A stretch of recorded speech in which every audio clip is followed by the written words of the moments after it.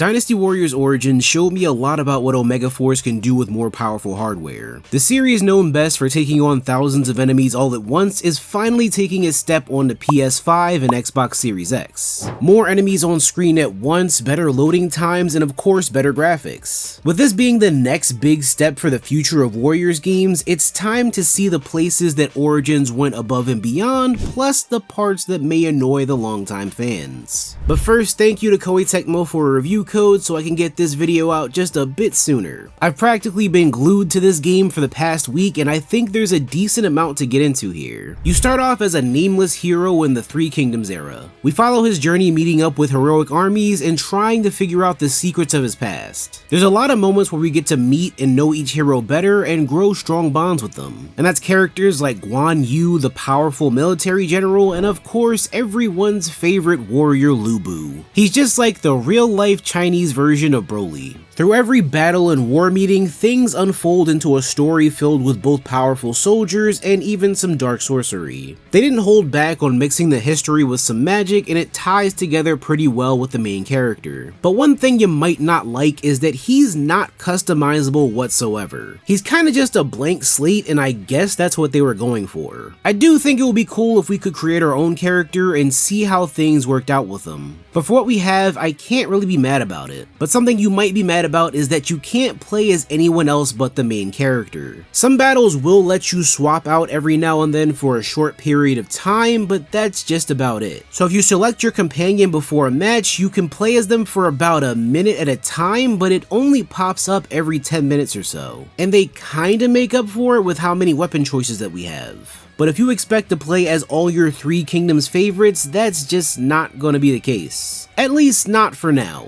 The world map shows you and other people as giants, but gives you a good look at everything. You'll find different towns, places to collect ores, and plenty of quick fights that you can enter to level up. I like being able to move around, but still not waste a bunch of time doing it. There's a bunch of items you can earn from battles here and waypoints to unlock for fast travel. Plus it gives you a better idea of how these factions are separated by being able to see the rivers, mountains, and forests from a wider perspective. Now before we get into any major battle, we go into the war room and strategize the attack plan. Seeing these maps ain't nothing special for a Musou game, but it's nice seeing that they walk you through the actual routes and objectives naturally through the dialogue. It makes things feel much more tactical and thought out, which plays heavy into the gameplay too. On the other hand, you can always choose to do whatever you want to do and totally go against the War Council. If you do, then you'll make stuff harder and put yourself to the test, but you might not think that's a bad thing. Something else that challenges you is the morale system. Depending on the tides of battles, enemies could be much more powerful and risky. It works on a courage system, and when they have higher courage, they'll swarm together and hit you with some powerful attacks. It's not impossible to take them on, but it won't be easy either. You're gonna have to focus on taking out the leaders while also dealing with the hordes of enemies trying to take you down at every second. The fights here are a lot different than any other Warriors game I've ever played.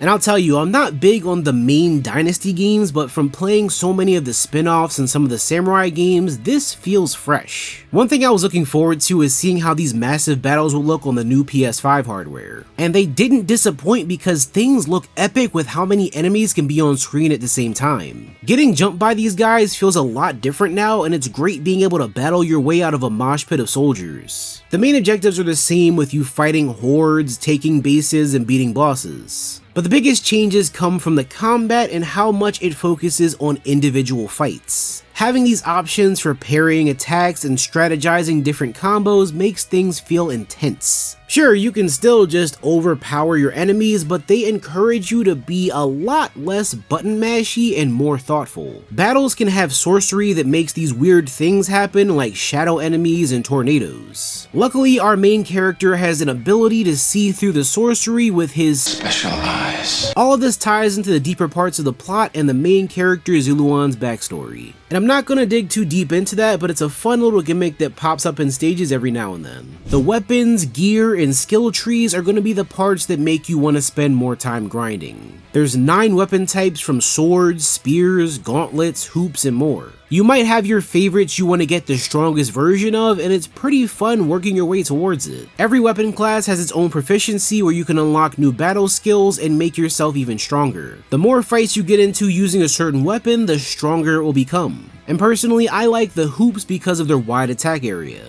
The damage isn't the best, but that just made me want to get the best weapon possible and grind out my mastery with it. The more you play, the more you unlock for each weapon and the skill tree. There's different pages that unlock as you gain proficiency, and all of them come with boosts for your attack, defense, health, and even some bonus abilities. Things like some parry moves that you can use with every weapon. It feels like you're constantly rewarded for everything that you do.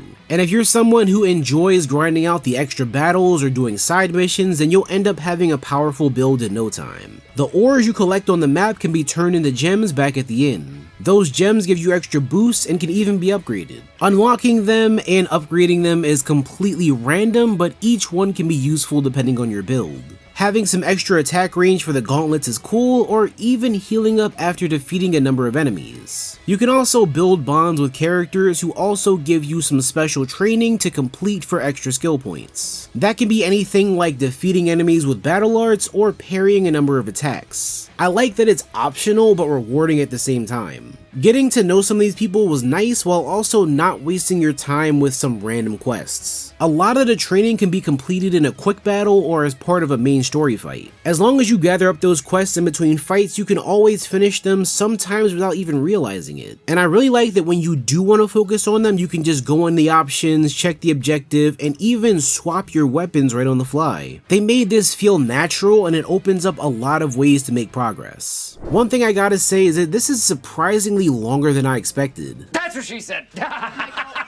There's 5 chapters in total with a lot of fights and plenty of story to dive into. And in chapter 3, you'll need to make some choices on what factions you want to support. The choices you make can also block off some of the characters that you can bond with later on. It gives the completionists some more to look forward to, plus more chances to earn quests and level up your skills even further. So by the end of the game, you can finish it off with different endings and come back and try to do some more. If there was one big thing that I have to say sucks about Origins, it has to be the lack of endgame content. In most Warriors games I've played, there's been a free mode or extra challenge modes that let you run through missions for some extra rewards. This game does have an ultimate difficulty and chapter selection, but the big reward here is to see all the other endings or to unlock the final companion. Oh, and speaking of companions, that's the massive issue that I see everyone talking about. Again, having a main character that can use all 9 of these weapons is cool, but the companions are still locked into those 1-minute summons. I was hoping that in the end game they would let us use them a bit more, but unfortunately that's just not the case. If you're used to the freedom in a lot of these games, it's pretty sad knowing that there's not that much more after the main campaign. There is the possibility of this getting the extreme treatment with some new additions coming in the future, but that's just hoping. If Omega Force wanted this to feel like the ultimate Warriors experience, then they might have missed the mark a bit. But the changes to combat, more enemies on screen, and a detailed story delivered pretty well in my opinion. The more I played this, I realized just how great the demo for it was. They gave us a lot of things to mess around with that you don't have access to right away in the main game. So if you loved using a certain weapon in the demo, you might not even get to use it until 10 or 20 hours in. The same goes for the tactical commands, the battle skills, and even your equipment. They ease you into the newest features and give you a lot of time to get comfortable with things while you gain more strength. Origins feels like a good refresh for the series, but also a fun change to everything I've played before. What people thought was a button masher simulator to pass the time and destroy enemies became much more thoughtful. The combat, the progression system, and the story focus on this feels on par with a lot of other single player action titles. If this was the first concept of what Omega Force can make happen with the power of the PS5, then I'm hyped for whatever they'll do next. Hopefully a game with more playable characters, some stylized graphics, and obviously 10,000 soldiers on screen at once. But for now, I think this one's worth it for anyone who's craving that Warriors action.